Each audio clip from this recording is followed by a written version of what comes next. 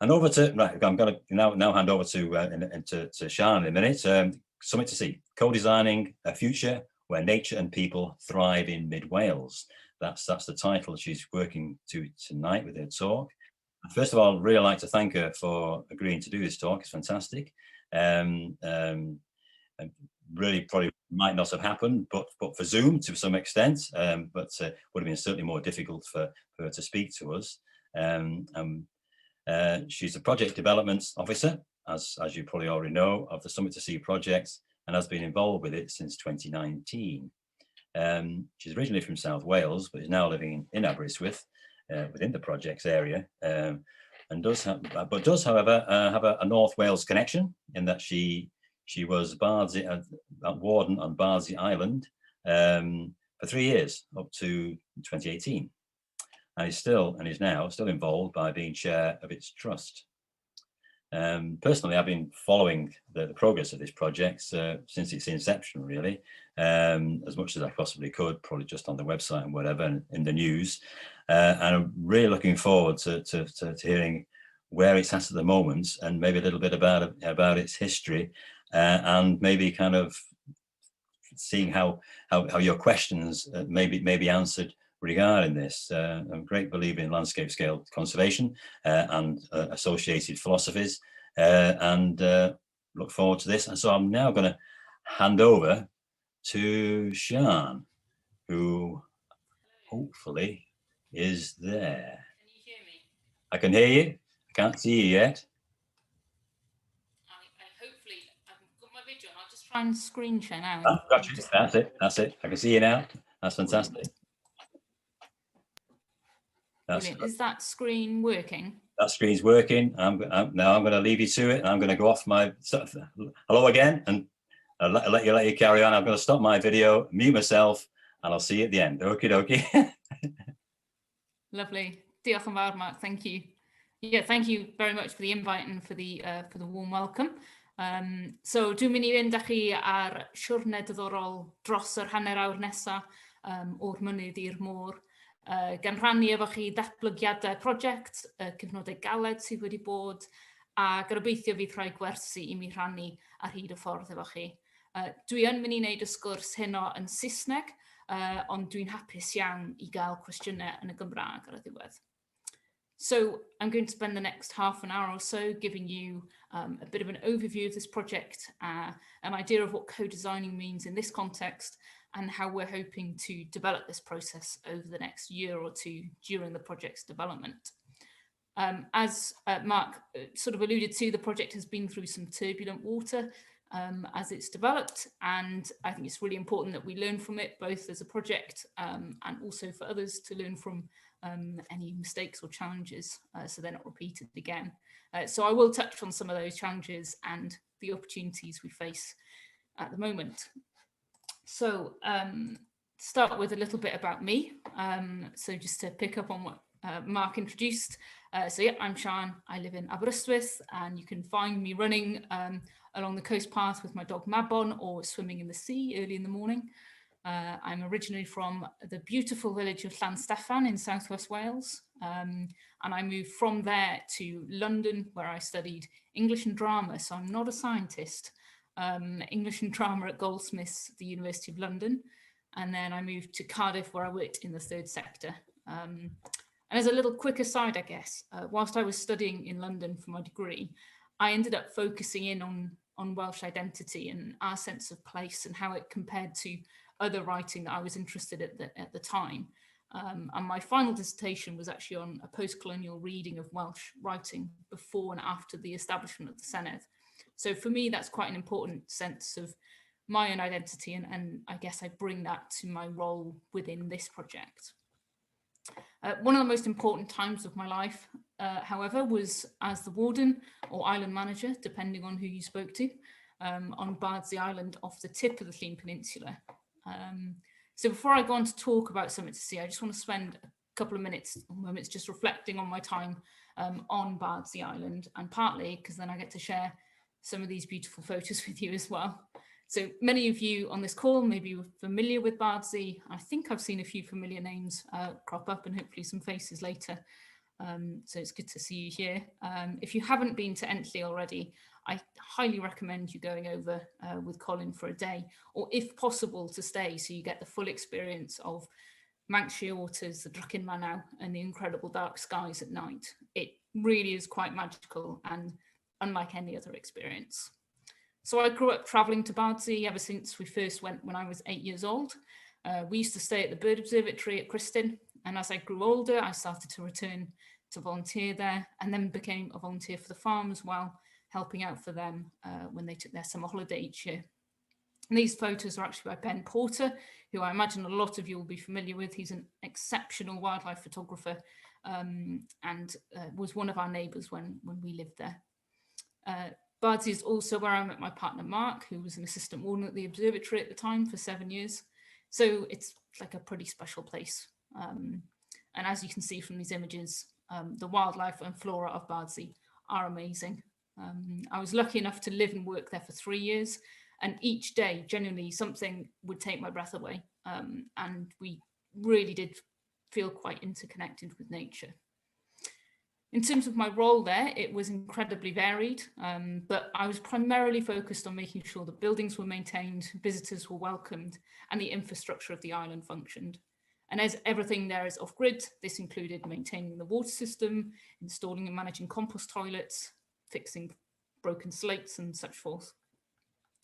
But I was also the trust's, the Bardsey Island Trust's only employee on the island. So I really tried to bring people together to address some of the issues that we face together.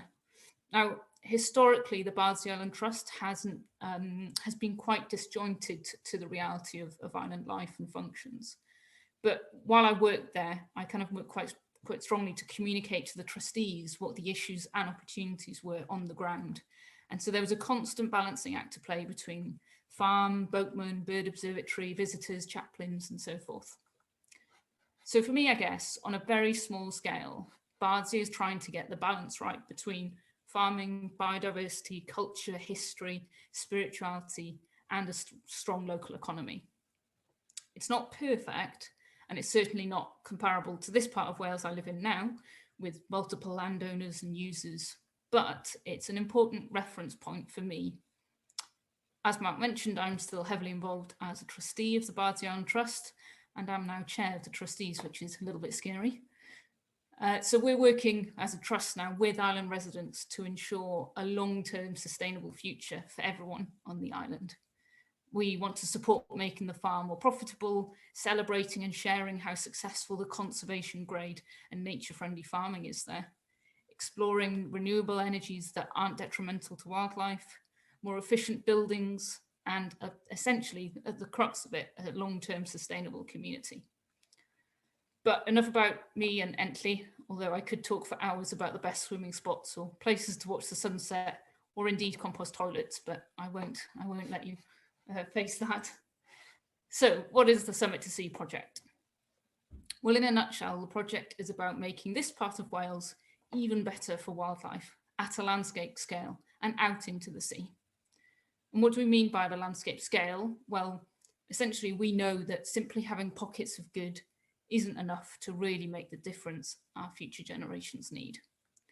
I'm going to cover a little bit by what we mean by co-design in a moment, and how this is such an exciting way in which we're approaching this type of project.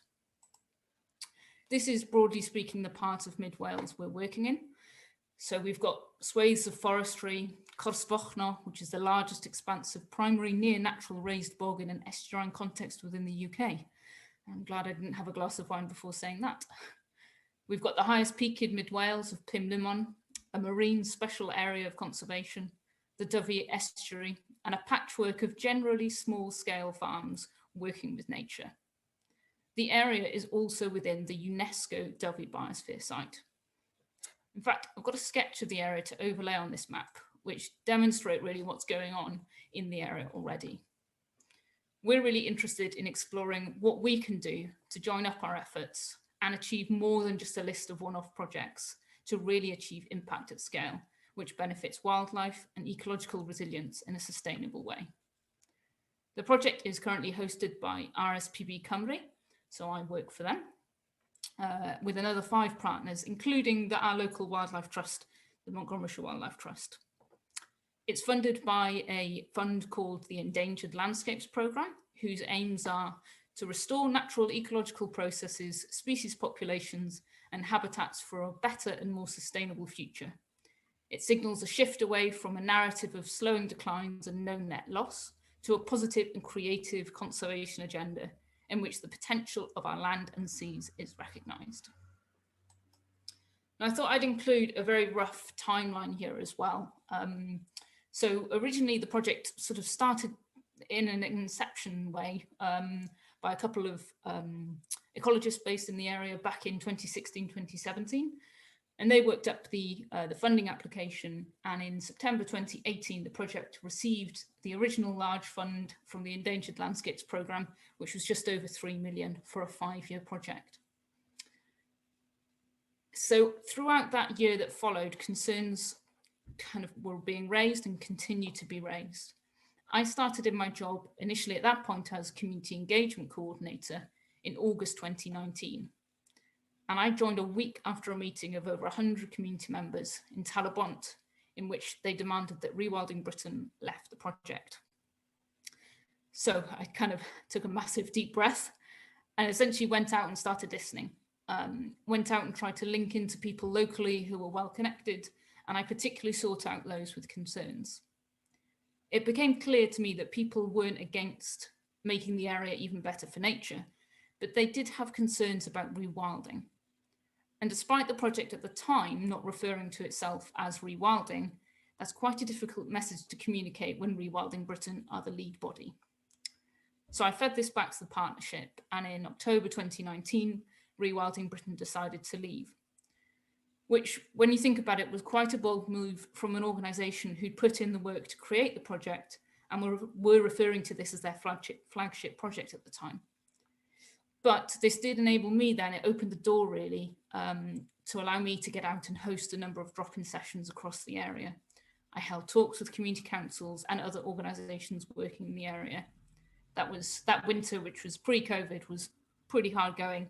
And I kind of wish we had Zoom in some ways because it saves driving around all over the shop. But equally, I think it was incredibly valuable to be able to just chat face to face with people and go to where they are really. So all of these conversations we had contributed to us resetting the project, and we were invited to apply for separate funding from the funders, ELP, Endangered Landscapes Programme, to specifically develop the project before any further implementation work. So signalling a change in how we worked, we wrote this application with input from those who'd expressed the most concern, being completely transparent along the whole process. And so here we are now, hosted by RSPB Conwy. It's a pretty small independent team working really, I would say, on behalf of the area. So it's just me full-time, a couple of folk who help out with subject-specific expertise. But luckily I do get to call on other kind of folk within RSPB Conwy and the other partners for their advice and support when needed. And now we're in this 2-year development phase of co-designing the project before we then potentially apply for funding in 2022. So one of the biggest challenges and opportunities is that such a high proportion of the population of this part of Wales are dependent on natural resources for their income. So for example, we have a high number of farmers and fishers, but also landscape photographers, outdoor pursuits providers, mountain bike centres, beekeepers, tourism providers, other food producers. This really demonstrates the importance of getting the management of these natural resources right to ensure that the same opportunities for future generations to live and work in the area exist. But also how important it is that as many people as possible are involved in the project, which is why we're using co-design. So what do we mean by co-design? Well, we mean involving all those with an interest in designing a locally appropriate set of interventions, which will deliver for nature, people, and the economy. We're using this method to make sure we have a wide range of people able to contribute creatively to the designing of solutions. And we really aren't using this term just to make our engagement work sound snazzy.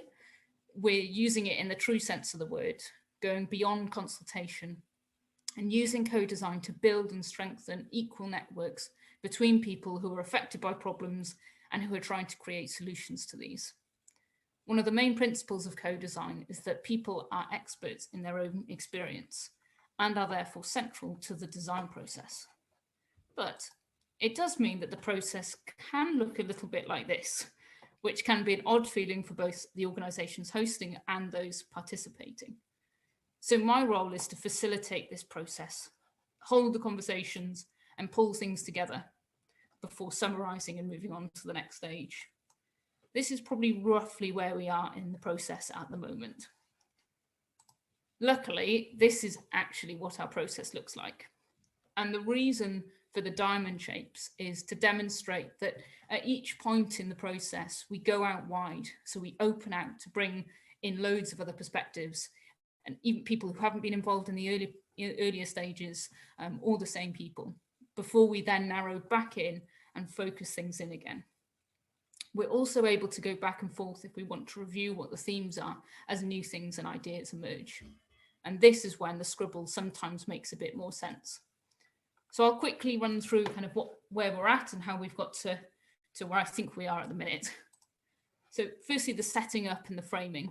So based on the conversations we've been holding over the last couple of years and the information we have from a range of reports like the State of Nature and also more recently the Dasgupta report, we've got an idea of the big issues we face, but we're also starting to get an idea of the unrealised potential. So, for example, we know that we're facing a huge decline in biodiversity, but we're also hearing that there is a frustration at a loss of local resource control. So how can we address the issue by realising the potential at the same time? The next step is to understand where we currently are. So again, gathering lots of things together, referring to things like the Natural Resources Wales' area statements.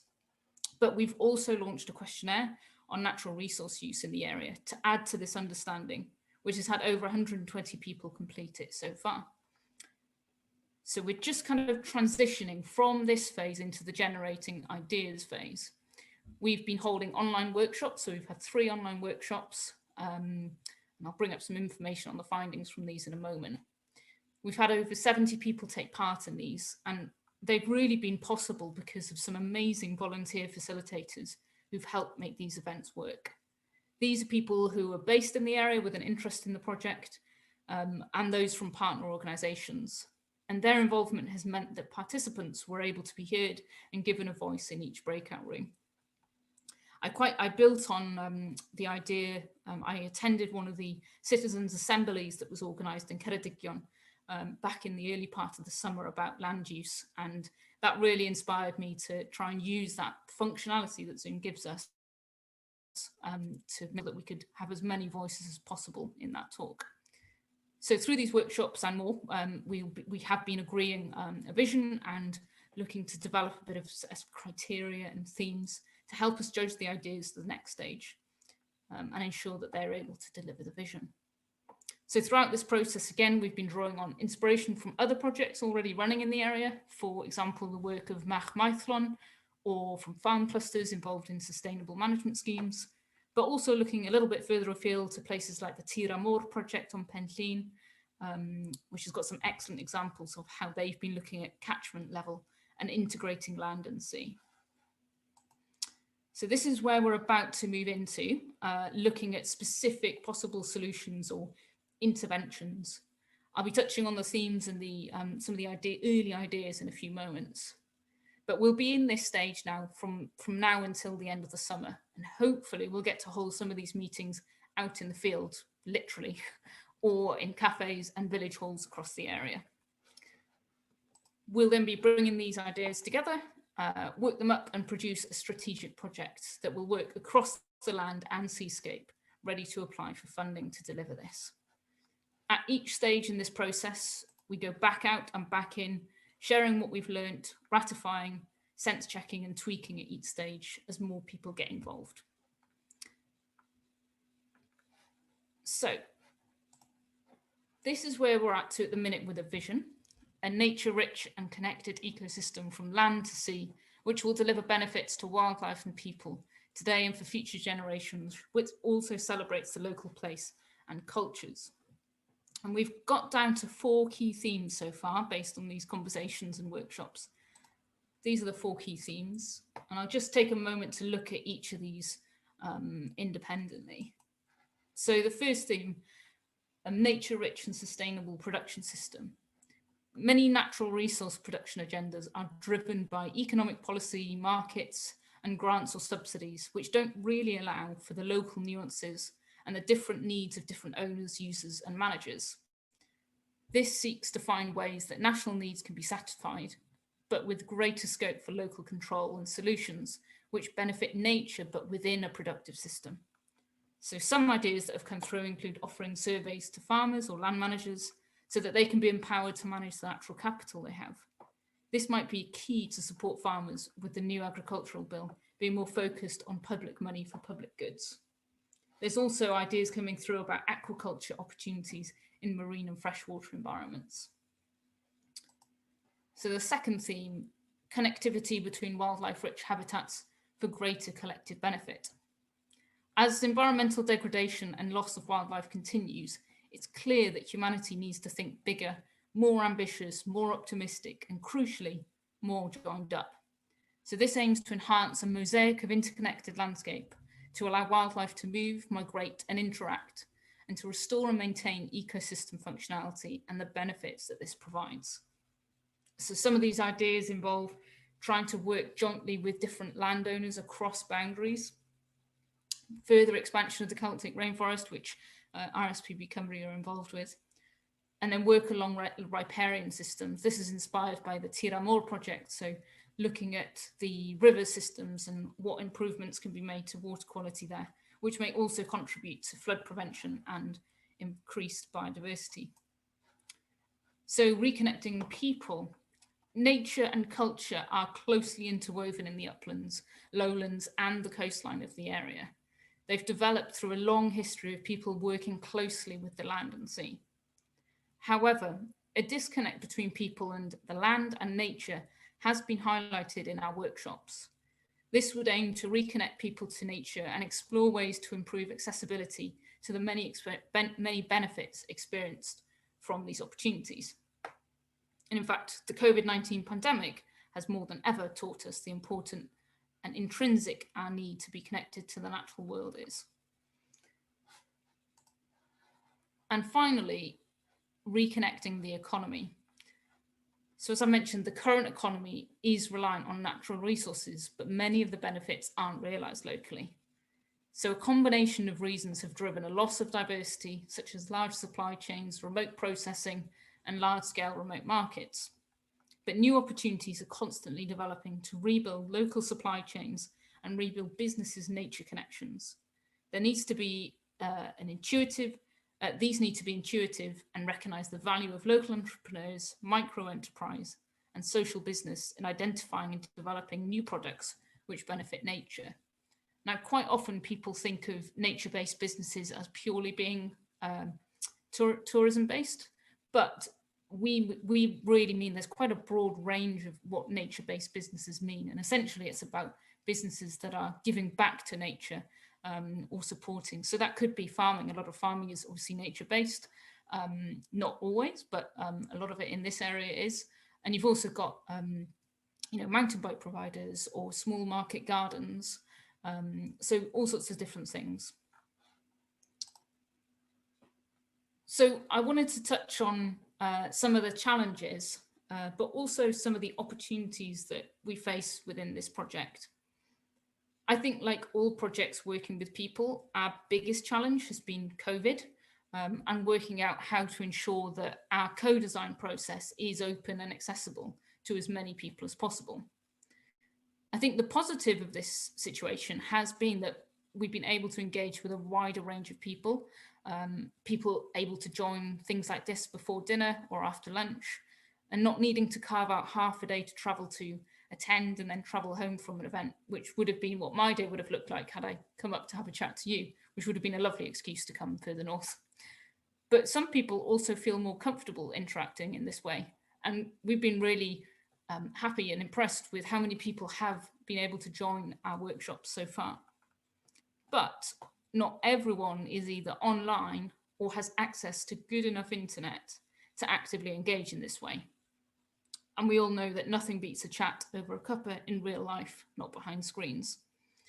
So to sort of tackle that, I've been trying to talk regularly to key networks to get the message out in other ways, and working together with local groups like COPA, which is the group that formed in opposition of the project in 2019, to plan the best way of involving their membership in the process. I've also been talking to groups like the Merched y Wawr and hope to talk to young farmers groups in the future about how we can involve their membership in it. And we're also just about to launch a community facilitator program, which is a way of encouraging people to join our co-design team so that they can hold conversations, and as a project we can hold more than one conversation in one place, and importantly involve diverse voices. So we've got a launch event, well, a workshop sort of training session for that in a couple of weeks' time. And really that's kind of been inspired by the way that the facilitators who helped with our workshops were just so brilliant. And they came from quite a diverse group of people, people representing kind of farming organisations or environmental organisations, community projects. And so trying to tap into the different types of groups that they're involved with to broaden our kind of people that are involved. We're also hoping that, and things seem to be getting better each day, we hope, with the news, that the detailed stage of the project, so really looking at what these projects ideas could be, what the interventions are, of these being possible to be done face-to-face, with visits to landowners and hopefully hosting drop-ins at cafes, markets and village halls across the area this summer. It's in places like these where local people can see the project more visibly and input, which will be key in building a sense of local ownership of the vision. I also think one of our challenges as a project, and I guess more broadly, is the urgency at which action is needed. So I've included this picture on the bottom right of middle of Cardiff when Extinction Rebellion took over the middle of the city. I was actually one of the exile rebels who closed down Castle Street at the start of that week. I had to run across the road with a massive banner at 7:45 when the light switched to red, and this boat just about trundled in under a tarp all the way from mid-Wales. I don't think I've ever been more scared in my life, but it was worth it. The problem is that we all understand the urgency at which action is needed, and I think that can be quite paralysing and terrifying when we think of the biodiversity crisis and climate crisis that we face. But we also have to work with and involve everybody. So we need to move at the right pace and with empathy when working with a range of stakeholders. So that's a really big challenge of communicating, listening and facilitating a dialogue from the local WI group, the young farmers groups, and then the local exile group. This is a really big part of the project and it's really important that we get it right. And of course, I couldn't give this talk without mentioning the R word, so rewilding. Rewilding has obviously stirred the imagination in many people and potentially provides an alternative to a conservation movement that at times can feel like it's failed. I myself have very much enjoyed reading books like Wilding by Isabella Tree, and I'm really interested in the theories behind rewilding and the conversations about it at the moment. But for me, at this point in the various crises we face, climate and biodiversity emergency, COVID, Brexit, we need to be focusing on opening doors to conversations across diverse groups of people. And I found that the word rewilding has a tendency to close doors when they need to be held open with a large chunk of Barabris as a doorstop. There are so many areas of difficulty within rewilding that I could talk about, and I'm really hoping to join your talk in a couple of weeks about the word rewilding. There's accusations of eco-colonialism, which is why Cofiwch Tryweryn has been used on this sign. There's also the history of George Monbiot's book Feral more locally in the area, and many more. But just to be clear, it wasn't about a bunch of angry farmers. Their concern with the original project was understandable and very nuanced. However, in an odd way, the term rewilding and the issues of the past for the project have in some ways galvanized a large group of people who happen, I think, to be very good sound makers and are engaged at various levels in the project now. This presents a huge opportunity for us to rebuild together and for us to write our own narrative. So before I finish up, and I'm not sure if I've gone too fast or too slow, but partly to give myself a breather, I wanted to share this short video which outlines the project and hopefully helps give a clear outline of our plan.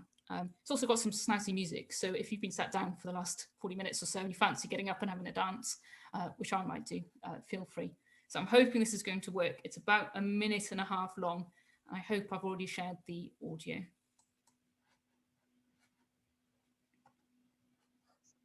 What is Summit to Sea? It's a project that's been hosted by RSPB Conwy through a voluntary partnership, which will be expanding throughout the coming years. At this point, the project is being funded by the Endangered Landscapes Programme. Summit to Sea is working in an area of mid Wales from the peaks of the Pumlummon Massif to the seas of Cardigan Bay, roughly the area between Machynlleth and Aberystwyth. The aim of the project is to work together with local people to think creatively about how we can make this area of Wales even better for nature, people, and support a more localised economy. How? Through a process called co-design. What is co-design? It's a process where nobody knows exactly where we're going at the start, and that's on purpose. It's a process that gives us the opportunity to ask questions and explore answers together. What's the timeline? Within a co-design process, it is possible for the timeline to change. Again, this is on purpose, to make sure we give people enough chance to take part and respond. But broadly speaking, this is our timeline. This autumn and winter, we're co-designing the vision.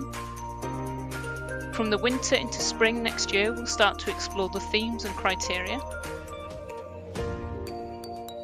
Then from the spring and summer, we'll be co-designing ideas for interventions. How can you take part? Thanks for asking. We want to make it as easy as possible for everyone to take part. So you could join one of our workshops. You could host your own workshop with your friends as part of a community group. We can support you with this and can send you a toolkit to help. Join our design team. Complete our online questionnaire, or we can post you a copy. Or get in touch with Sian Stacey, the Project Development Officer, who lives in the area and is always available for a chat. For more information and for our contact details, visit our bilingual website, www.summittosea.wales. There's nothing worse than listening to your own voice back, so I hope that wasn't as painful for you as it was for me. And finally, what excites me about the project is the potential we have to work with such a wide range of landowners and natural resource users. This might not be the easiest way to work, but for me, it's working across boundaries, both real and imagined, that's going to achieve the change our future generations need now. So diolch yn fawr am wrando. Thanks for listening, and I'm more than happy to take any questions at the end.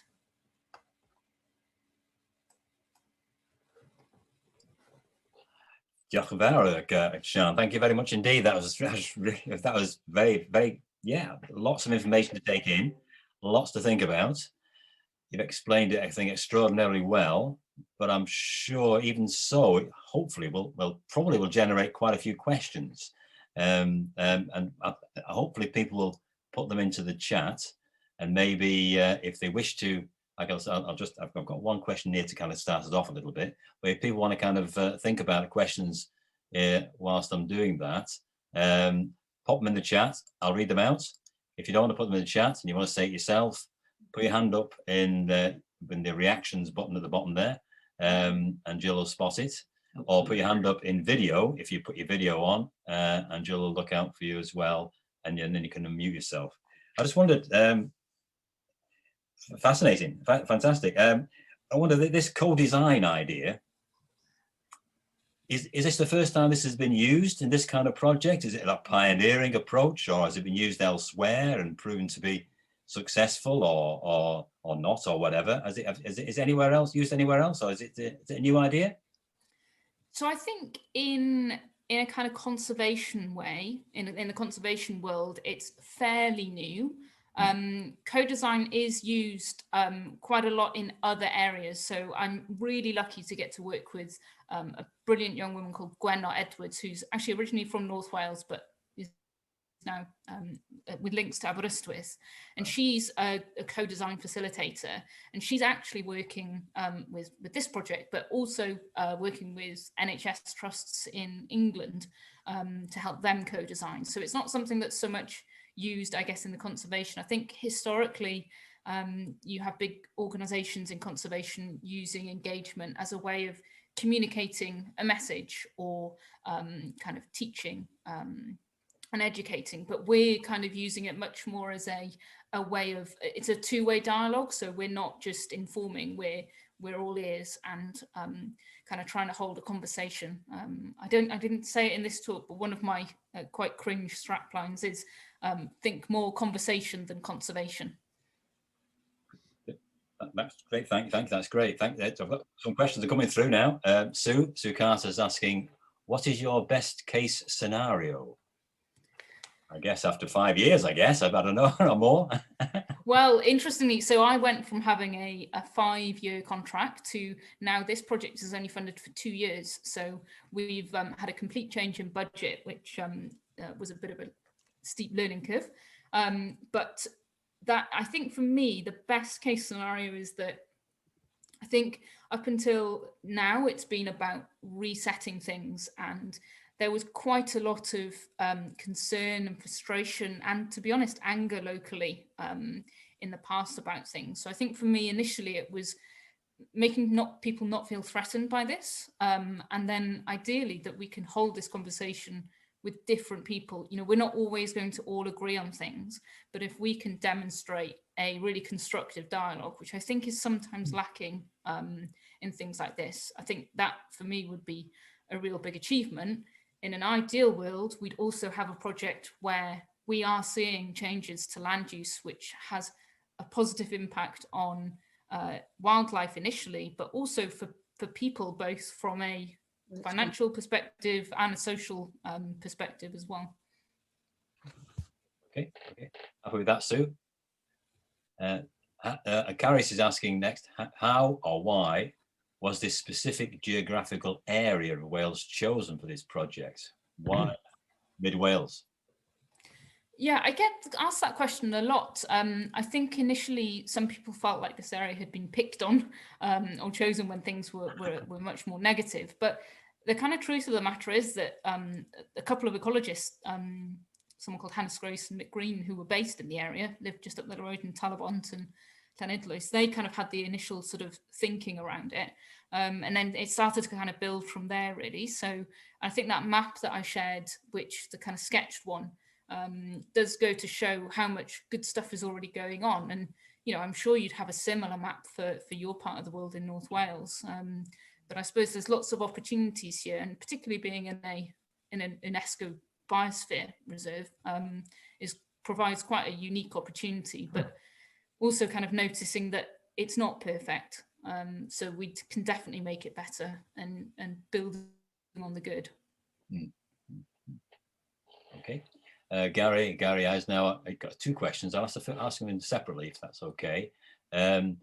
Not sure if it's part of the project, but I noticed on the map that it said plastic removal at the head of the Dovey. What does this involve? Yeah, so that is in reference to, so one of our partners is the Penllyn a'r Sarnau SAC, which stretches from Penllyn all the way down to just off Aberystwyth, and it's the Marine Special Area of Conservation.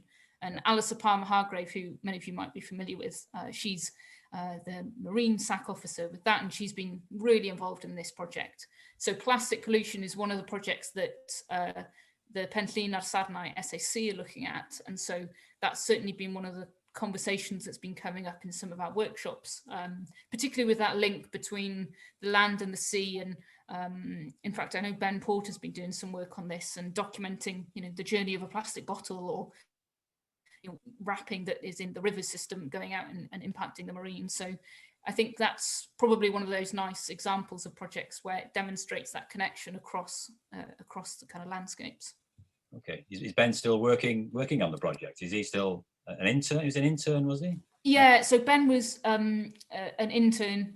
So when I actually got the job, it was really a little bit strange, but lovely as well. Getting to work in an office with Ben, which was bizarre. The idea of seeing Ben Porter in an office just didn't make sense. But we did spend most of our meetings chatting and walking through the area, which was nice. But yeah, Ben's not working for the project anymore, but luckily still provides me with some nice catch-up phone calls, because we've obviously got that connection from Barty as well, so which is lovely. Good. Another question from Gary here. It said, I'm not ready yet, actually. It's in theme 3, it said public participation GIS. I'm interested in GIS, so just wondered what this meant. Yeah, so there's that's come from a conversation I had with, there's a project called the Echoes project in this part of Wales, which is looking at well, the impact of climate change on the coastal area, but specifically looking at curlews and the white-fronted geese. And it's between this part of the Dyfi and then over in Ireland. And one of the things that they're looking at is GIS, so the mapping, but having a way that people can participate in that mapping. So rather than it just be someone stuck in an office somewhere putting in the things in their systems, that we're actually able to, you know, either have people out in the field adding things onto a map themselves, or they can put different layers in. So that kind of way of people having, you know, I think you miss a lot of, you know, there's all sorts of interesting things around place names and the history of place names. So I think there's quite a lot of opportunities there of ways that we could get people involved and get people contributing sightings that they've seen. I think that's another kind of exciting way of using that type of technology. Okay. If anybody who's asked a question wants to come back, please come back on any further questions, by all means. Rob Booth, hi Rob. Thank you for the informative talk, Sian. Can I ask how much engagement you have had with the Mid Wales NRW area team, please? Good question. Yeah. So I guess the project, because where we're at in our development, it's quite difficult for me to engage in that per se, because we're still working out what the project is by talking to people and co-designing it. So in a way, it doesn't feel right for me to go and put across the project's opinion quite yet. But our partner organisations, so RSPP, Woodland Trust, the Wildlife Trust, they've been heavily involved in those conversations, and we're talking to NRW and Carol Fielding and the local crew from NRW about, you know, I think this project could potentially be a test bed for maybe how NRW might deliver some of the stuff that comes out of the area statements, because, you know, a lot of the themes that we're talking about that are emerging are very much on the same page as the NRW area statements.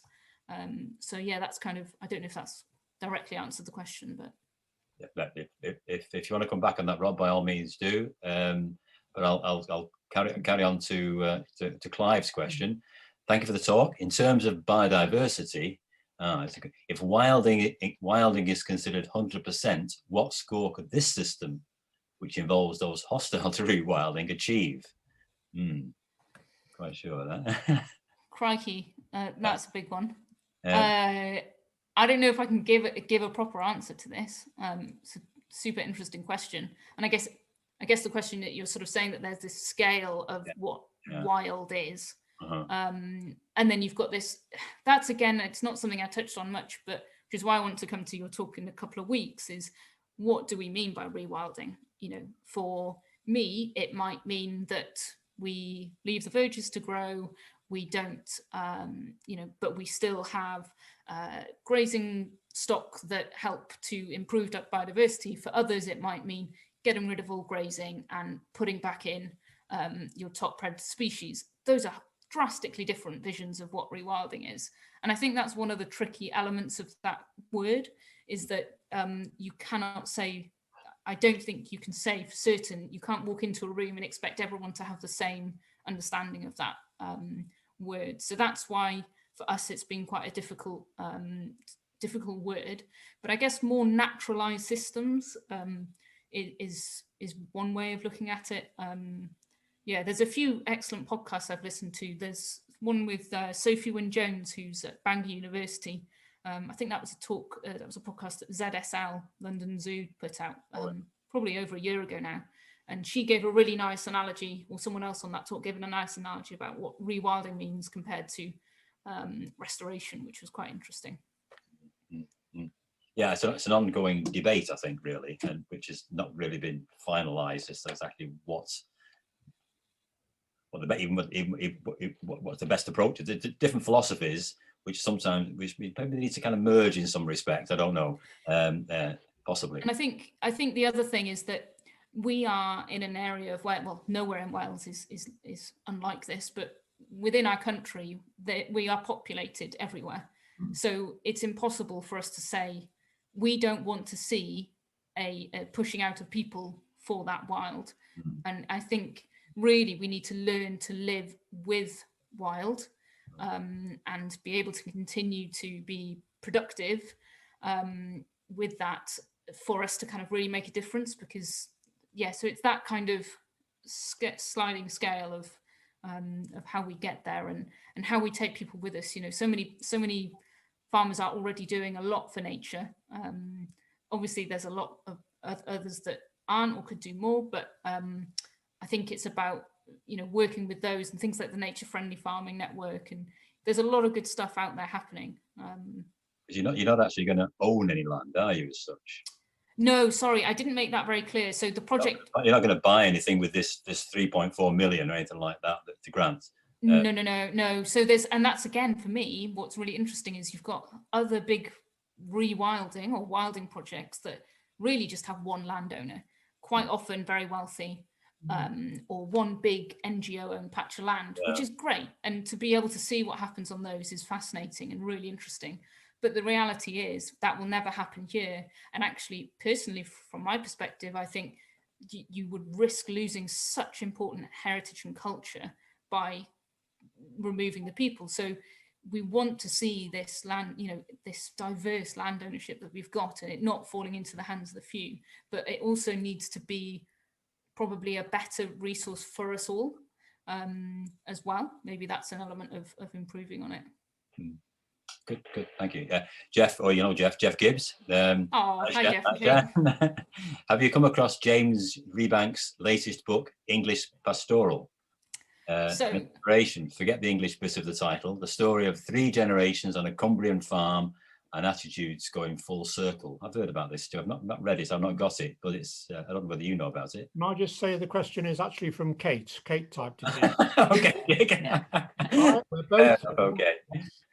So actually, I read James Rebank's first book, A Shepherd's Life, on Bardsey, I think during lambing one year when we were helping out. So I'm a big fan of his work, and I stupidly bought the book for my mum for Christmas, thinking that she would read it quick enough to send it to me, and she still hasn't done that.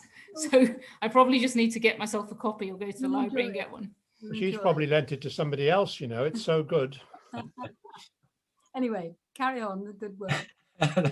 Thanks, Kate. Thanks, Jeff. David Woodfall, hi, thank you so much. Really strong ideas and liaising. Hardly anything about the practicalities of actually managing the land and how you hope to implement this.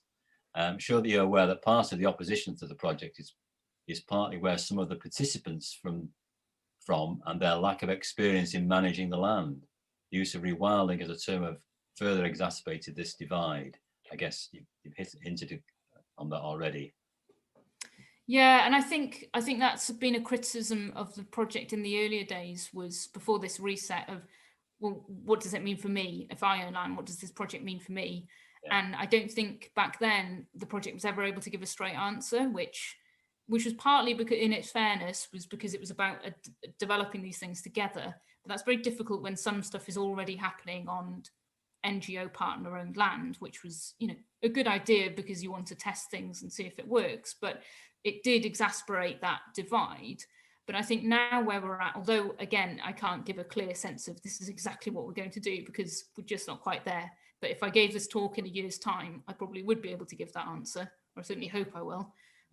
By doing this together and by learning from each other, hopefully we will have some ideas for land management that will be long term, because they won't be forced on anybody. They'll be our ideas from people who do have their hands in the earth and the sea every day. Good. Thank you. Miriam Shepherd, how much import is there from the Centre of Alternative Technology? That's interesting. Yeah. Yeah, well, Cat, I mean, we're so lucky to have Cat just up the road, and I've been chatting to quite a lot of them, and actually gave a talk to their sustainability and adaptation course students. Right. That was a fascinating talk. To be honest, I wanted to be on their course more than giving a talk to them. But there's some really brilliant stuff going on, and they've got the zero carbon Britain stuff's really interesting and useful to draw on. But also they're developing these innovation hubs up there, which we may get to sort of be part of, and use that as a way of another way of kind of adding to the idea sharing of the project. Okay, that's good. That's good. That'd be excellent. I'm not quite sure. I think Helen and Lewis, they've got the video on. Would you like to unmute yourself, and Helen and John? I can understand why farmers, there are a lot of farmers who are doing a lot of good conservation work. I know that, but I can understand why some farmers feel threatened by the idea of rewilding, or whatever you want to call it, because after all, it is their livelihood, it is their tradition, it is their culture, and they're running a business, and they need to make a profit. I wondered if there'd been any talk to try and bridge the divide and to dissolve the mistrust between farmers and conservationists about Welsh farmers getting together in cooperatives. This is happening elsewhere in Britain. There's a niche market for people, which is seemingly very successful, for people, for example, ordering online pasture-fed beef and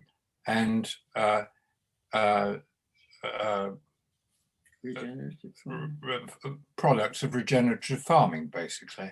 But this does require, obviously, farmers who have worked on their own for many, many years, getting together, also with a younger generation, probably, who are IT competent, to put it all together. And it does seem to me that you can see examples of farmers in England and Scotland, I think, taking advantage of this niche market. And I mean, with Welsh black cattle and this sort of thing, old traditional breeds, which is very good for conservation purposes. Is there any talk about farmers getting together in cooperatives to try and dissolve this barrier between and mistrust between farmers and conservationists? Yeah, brilliant question. I mean, there is a lot of that happening in this area. So I guess in a weird way, the project has been a bit of a stimulus to those conversations. Sadly, it's been that people have come up against this project and have used it as something to kind of rally their concerns at. But it has created, as I said, this grouping of people, many of whom are farmers, who've come together to have these conversations and are trying to find a way of, I guess, kind of finding a way through it themselves. And I think that's one way that I hope the project is able to support. And this idea of high value produce, high conservation value, and better value for the farmer in terms of income coming back, is something that's been raised a few times. And I guess in the past in this area, we've got the Conwy Mountains meat kind of project that went on there. So there's a few things going on that I think the project could support. And there's various things that Hubby Key Cymru are doing in the Welsh way. So I think there is an appetite, pun intended, for this type of development, and it may be that that's something that the project can do. It's certainly been mentioned several times before. Okay with that, John? Thank you very much. Yeah. Cheers, John. Thank you very much. Thank you. Go on to the next question. Karen says she's very inspiring indeed, Sian. I think she's thinking of the businesses that you're working with down there. What about the businesses we have here in North Wales? How could your co-designing tools be applied to this area, maybe, considering our mainly tourism businesses? That'd be different. Yeah, I mean, interestingly, so there's an organisation called Nearly Wild, and they're actually hosting a talk on. It's a morning. It's 8:30 till 11 next on Tuesday coming, and that's going to be an opportunity for people who are involved in nature-based businesses to come together and learn from each other and share.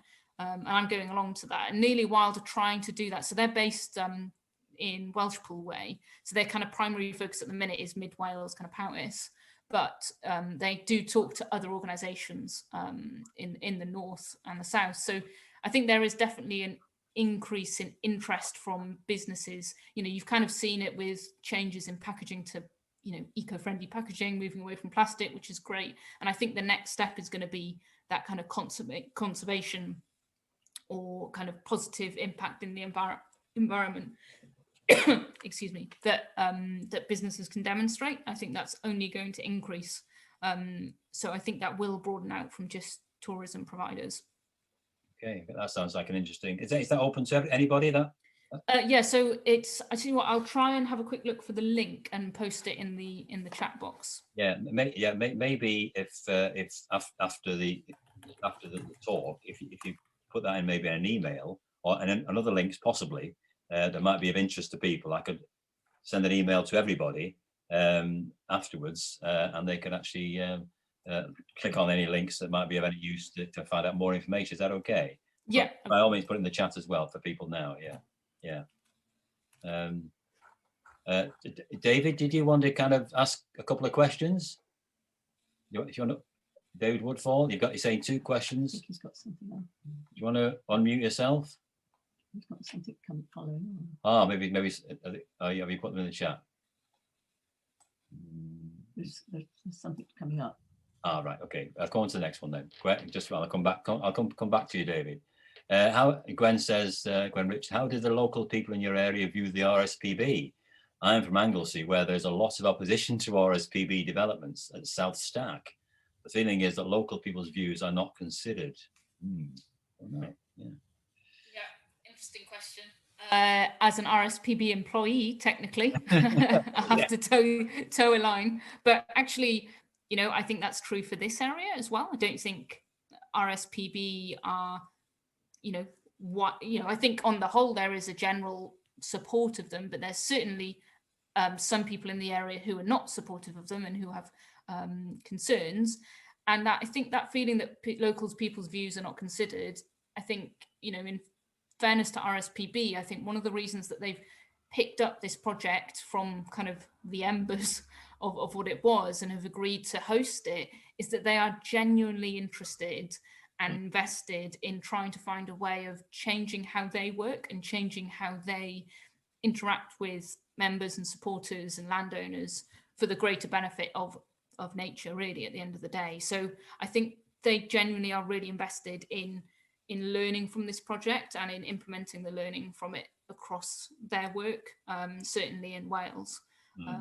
So yeah, and I think the really important thing that we have to do is demonstrate at each point in the stage how we're listening and feeding back to people. So those feedback loops to say, this is what you said. Are you happy that this is what you said? that's an accurate portrayal of it, and then feeding that back to people. I think that's really important. Okay. I'll move off the chatter then because I think someone's got it. Jeff, got your hand up? If you got your hand up, you want to unmute? Yep. Okay. Right. Devil's advocate here. A number of us have heard very professional talks from the Eagle Gang down in Cardiff. And obviously, the reintroduction of either golden or white-tailed eagles in wilder parts of Britain. Obviously, Yolo Williams is very much in support of this.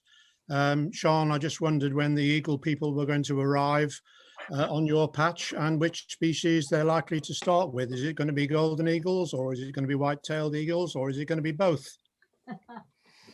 We'll be swooping in from their heights. Absolutely. Well, I don't know. We've not I haven't spoken to either of those projects myself. Species reintroduction is, I mean, the primary reintroduction in this one project. It's one project. area. Yeah. Yeah. So the primary species reintroduction project in this part of the world is the pine martens, which has been on the whole incredibly successful, and they're continuing to spread. And there's quite a lot of positivity towards the pine marten reintroduction. And I do a lot of chatting to Dave Bavin, who was pretty involved in that with Vincent Wildlife Trust, but also beavers. So beavers on the Dovey is a big thing in the news, and the Montgomery Wildlife Trust are doing that. And there's a few other kind of areas in this part, and species reintroduction are always going to be one of those sticking points. And actually I've been involved in a conversation with someone who's going up to Scotland to be part of a project there, exploring the feasibility of lynx reintroduction. So, you know, it's definitely part of the conversation, but I think we have to find a way of holding those conversations and making sure that everybody's voices are heard, to make that decision. I don't know if the eagle, the white-tailed or golden will come down here. But yeah, it would be interesting to add that to the mix of the conversation. Right. Thank you very much. Thanks, Jeff. Thank you. Thank you. Graham Hembrough says, an interesting project. Many contrasting viewpoints and ideas may or will be presented through community consultation, which is obviously what you're doing, and engagement. How will you consider this without upsetting groups in finally formulating a final plan and moving forward? Yeah, that's kind of the £1 million question. But I think if we stick to the process that we're following, and if we stick to it being really open and transparent and people feeling that they are listened to and are heard, and it will be a bit of an iterative process. You know, we've had meetings where we've just invited people to come along and discuss the structure of how this kind of project should look. That's how much we're involving people. We're not kind of saying, this is our structure, this is our formula, this is what we're going to do. We're genuinely involving everybody in that kind of nitty gritty stuff as well. So I think if people feel like, I think it's going to be really important that our co-design team has a good representation. So we do have people who are involved in farming, who are involved in conservation, who are involved in all sorts of the elements that our project will look at, so that the different areas of our communities feel like they are represented in some way. And again, using the natural things that are in place already, like the community councils and the local authorities, to kind of involve that wider community voice as well. Yeah. It's going to kind of hard maybe to please everybody all of the time, isn't it? But I suppose, yeah.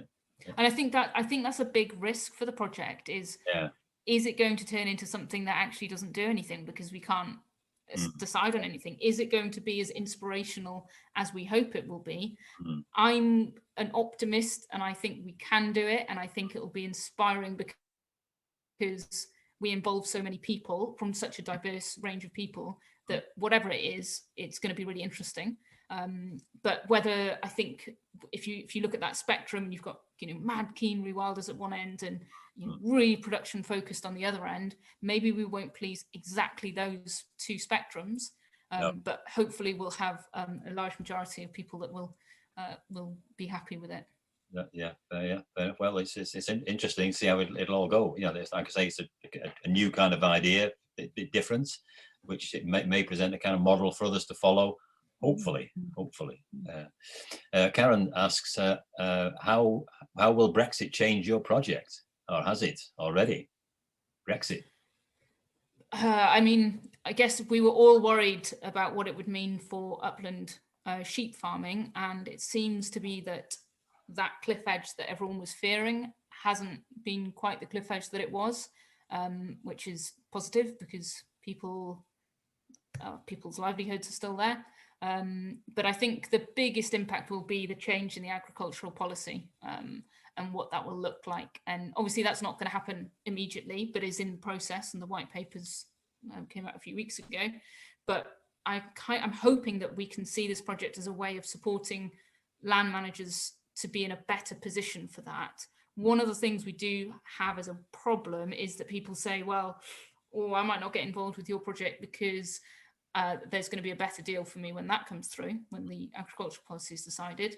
So we've got to find a way that won't disadvantage the land managers in the area, but will get things going and will get them on the front foot for whatever is to come, which is why I think those that one of these ideas that's come through about supporting people with surveys, ecological surveys on their land and natural capital surveys, helps them to be in a really strong position to then make their own decisions. And I think that could as well be quite empowering, sort of give them the information and you go off and do with this, you know, use it for your own marketing or whatever it might be.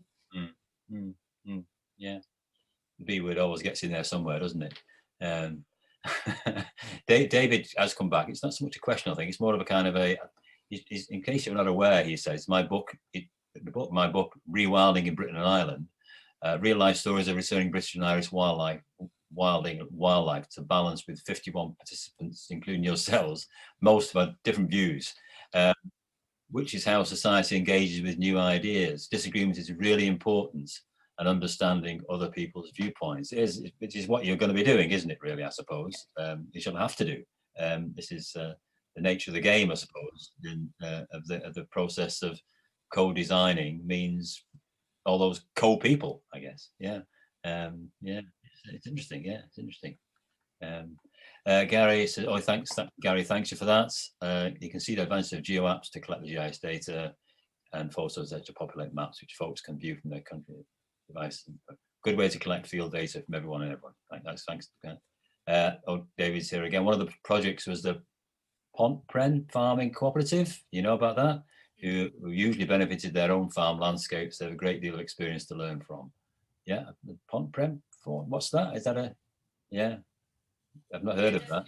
There's a few farming co-ops, cooperatives, and sustainable management schemes. There's the well, Tira Mor on Penllyn is one of them, but also there's the Pennant project, Pennant partnership, which is really successful. And actually, the Wood Trust are doing some interesting work with different landowners in the area, with the economist Chris Clark, and then also kind of just testing out different ways of increasing, planting the right tree in the right place, which is interesting as well. And kind of, I think that cooperative is could be really powerful, because you've got from a business perspective, that's really powerful. But then I guess from a landscape perspective, you're covering more land. And if it's landscapes that are connected, or patches of land that are connected, then you've got even more benefit there. Okay. Yeah. Okay. That's good. Someone that's in support of RSPB, been a member since the 70s. Thank goodness they've been around. So it's D. Joan. I'm not quite sure what your actual name, but to get some support for the RSPB, I guess. But good on the Wildlife Trust as well, you know. You'll no doubt, Jane says, you'll no doubt be aware of the launch of Vision for a National Forest for Wales. How do you think your project might contribute to this? You mentioned increasing Celtic rainforests, for example. Yeah, absolutely. And with Wood Trust, who are one of the key people in that National Forest for Wales, you know, we've got big patches of Celtic rainforest kind of coming down into the fringes of our project area, but we've also got, you know, huge swathes of NRW land, so Nant y Moch, Nant yr Arian, which are at the minute, you know, monoculture plantations. So is there a way that we can work with NRW to maybe make that a bit more diverse, or is there a way of making it possible to keep some of those resources for local benefit? So there's a project in South Wales called the Skyline Project, which is super inspiring, and they've basically totally different context to Uprantier, but it's the heads of the valleys. I think it's near Treherbert, and they're asking NRW or Welsh Government if they can have a little patch of the forestry there for management by the community for all different purposes, which would include increasing biodiversity, but also as different kind of economic opportunities and health and well-being opportunities. And that's going to be, I think, watching the development of that project, I find that personally quite an inspiring project, and seeing how that develops will be interesting, and whether or not we can bring some of those learnings to this part because there's certainly enough forestry in the area to share it out a bit more. It's interesting, isn't it? Because it is natural resource as well. So technically it's our forestry, but equally it's not quite working like that at the minute. Yeah, thank you. That's great. Thank you. David says that Pent Prone been running for 25 years. He comments there. That's interesting. And last question at the moment, I think. Thank you, Sian.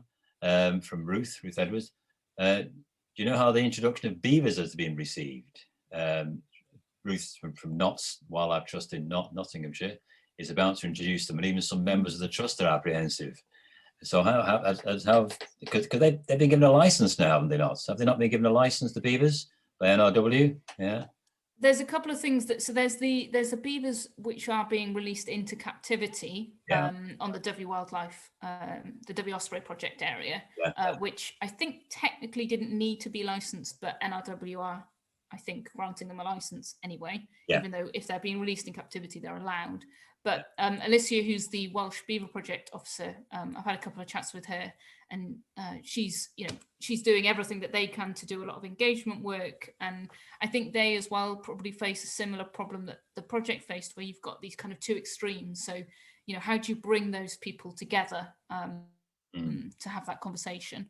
And I guess as well, making sure that with any reintroduction, total liaison with landowners is so important. That's what the Pine Marten reintroduction did so well, and to always look for the benefits to landowners. So a lot of things we've heard is people want to see a reduction in the grey squirrels so that red squirrels can keep creeping down, and Pine Martens support that happening.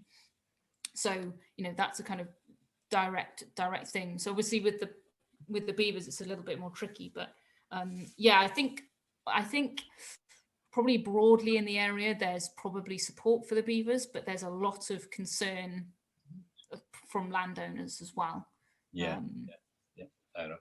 Yeah, we had a good talk from Craig Shuttleworth last month about the Pine Martens in Gwynedd, and he hit upon the project in Mid Wales. There was somebody, I can't think of his name now. He spoke about it as well, being a success story, really, in a lot of ways. And we're trying to copy that up here in Gwynedd, which is good.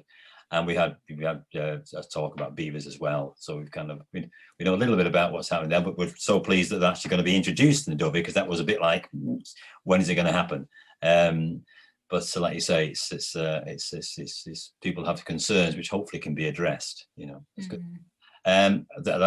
Any more questions in the chat? I hope I've not missed any. I've kind of gone through them pretty diligently and thoroughly. There's a lot of good comments. Thank you, Sian. Very interesting. Diolch, Sian. Very good presentation. Well done. Goes without saying, I think, that really great presentation. Fantastic. I don't know if anybody got their hands up. No. Anybody kind of? No. Yeah. So perhaps, I mean, people are probably getting a bit thirsty and a bit hungry, I should think, by now anyway. Need some refreshment, and maybe you do too. But really, that's been fantastic, and you've answered everyone's questions so thoroughly. It's comprehensive. And if people have missed that, hopefully they'll catch up. Missed any of the answers to the questions, or they want to see it again, it'll be on the recording, which we'll put on our North Wales Wildlife Trust YouTube channel. And if you're okay with putting together, I'm giving you more work here, aren't I? A bit of an email with useful links. It's quite nice to send them off to people afterwards, and I can give them a link to the recording as well, and they can look at it again if they wish to. And they can kind of do a bit more research of their own. But I think we'll certainly be, and maybe put that link onto that talk. Maybe I can get that off before the talk itself, so people can look at it if they haven't managed to get that. And just put my email address, so if anyone wants to drop me a question afterwards, just drop me an email. Put that into that's good. What's the other I was going to say now? That's and we're going to be following this project, I think, over the next few years, really, because it's going to be 5 years after your consultation, or is it 2 years? So end of June 2022 is our cut-off point for this funding. So hopefully this time next year we'll have a better idea of where we're going. What about the big funding, though? The big funding that originally came? So that's been ring fenced. So we have the option of applying for that funding if we think it's appropriate. So it's not guaranteed that it's 5 years. So it's not a case of like doing this consultation and where you go with the rest of the funding. No, which is what's quite disarming about it, because I think that's quite powerful to say to people, well, you know, if it doesn't work, then we won't do it. Obviously, I think it would be a great opportunity. But yeah, we'll see what happens. Well, I'm sure we all wish you the best of luck, really, and the best of kind of everything, really, to hopefully make it all pan out. And we'll maybe we'll invite you back again to talk about it at a later date, as it's progressed. That'd be most interesting. And you never know, we might try and get something like this up in North Wales, maybe, possibly. We'll see how things work out. Okay, well, I'm just double checking. No one else has they've all put in great comments in here. Best of luck. Yeah. Good luck with the project. Many thanks. Thank you very much. I'll do is thank you very much for joining us. I'll ask people if people want to put their videos on, if they wish to unmute themselves, they can give Sian a round of applause.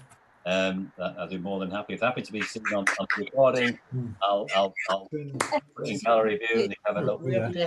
We have to give them